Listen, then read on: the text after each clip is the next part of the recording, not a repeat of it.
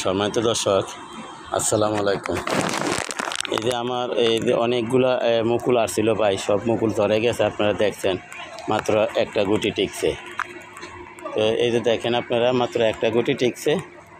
এখন আবার এই যে নতুন নতুন করে ডালপালা মেলতেছে। তো আলহামদুলিল্লাহ, সেটা কোনো বিষয় না। বিষয়টা হলো যে এই একটা গুটি টিকছে, এটা আবার কখনো বানরে ছিঁড়া ফেলায়। তো আমি সেই জন্য এটাকে আমি এই যে পলি ব্যবস্থা করতেছি। তো আমরা কীভাবে আম কোন সাইজ হলে পলি ব্যবস্থা করব, আপনারা একটু দেখেন। আমের সাইজটা যখন মার্বেল সাইজ হলো, তখন আমরা কিন্তু এটা পলি ব্যবস্থা করতেছি।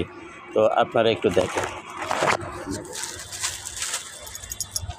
আমরা আগে এই যে দেখেন, আমরা আগে এই যে পলিথিনটারে কয়েক জায়গায় ছিদ্রি করে লমু। এই যে দেখেন, ছিদ্রি বলতে এই যে এরকম আমরা সাইড কেটে লমু। সাইডটা কাটার পরে আমরা এখন যে মার্বেল সাইজ হয়েছে, মার্বেল সাইজের ভিতরে আমরা এই যে এটা পলির ব্যবস্থা করে দিলাম। কারণ ভাই, পলির ব্যবস্থাটা আমাদের জন্য উপকার। মানে আমি এই গতবারও একটা আমও খাইতে পারি নাই, কিন্তু এবারও জানি খাইতে পারি কিনা সন্দেহ আছে। সেই জন্য আমি পলির ব্যবস্থা করতেছি। আমরা হালকাভাবে, বেশি টাইট দেব না। মার্বেল সাইজ হওয়ার পরে আমরা যে কোনো ফলের পলি ব্যবস্থা করতে হলে আমরা মার্বেল সাইজ হওয়ার পরে পলি ব্যবস্থা করব। তার আগে আমরা আবার এই যে পলিথিনটার আরও কয়েকটা ফুটা করে দিতে হবে। কারণ ভাই, প্রচুর গরম পড়তেছে। প্রচুর গরমের কারণে আপনার ঘাইমা ফলটা নষ্ট হয়ে যেতে পারে। তার ফলে যে আমরা কিন্তু এই যে নিচের দিকেও ফুটা করছি, যদি উপর দিয়ে এই যে বৃষ্টির পানি ঢুকে যেন নিচে দিয়ে বাইরে হয়ে যায়। তো আমরা এইভাবে করছি। আর হাওয়া বাতাস ঢোকার জন্য আমরা একটু বড় বড় ফুর্তি করছি।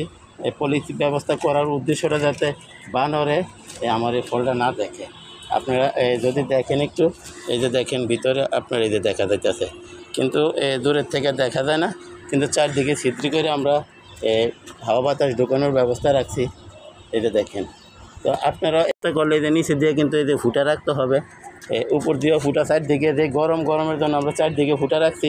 কিন্তু এদিক দিয়ে পানি ঢুকলে বা চারদিক দিয়ে পানি গামলে যাতে পানিটা নিচ দিয়ে পড়ে যায়, এরকম ব্যবস্থা করবেন। তো দয়া করে আমার চ্যানেলটা সাবস্ক্রাইব করেন এবং বেল আইকনটা বাজিয়ে দেন, আমি যাতে এই ধরনের ভিডিওগুলো ছাড়ার সাথে সাথে আপনাদের হাতে পৌঁছায় যায়, আপনারাও দেখতে পারেন, শিখতে পারেন, জানতে পারেন। দেখেন, ওই যে আমটা দেখা যাইতেছে, এই যে দেখেন আমটা দেখা যাইতেছে, কিন্তু পলির সাথে লাগাই না। পলির সাথে যদি লাগাই না থাকে তাইলে আপনি ঘামবে। কারণ প্রচুর গরমের কারণে আপনার মানুষ হিট স্ট্রোক করে, কিন্তু আর ফল তো সারাক্ষণ রোদে থাকে। তাই আমরা এরা পলি ব্যবস্থা করে দিলাম। আর যদিও আম গাছে আমের পলি ব্যবস্থা করা লাগে না, কিন্তু আমাদের তো ছাদে ছোটো গাছ। তাই এই ছোটো গাছে আপনার এই যে বানর আইয়া ছিঁড়া নিয়ে যায়, তাই এই জন্য আমরা পলি ব্যবস্থা করলাম।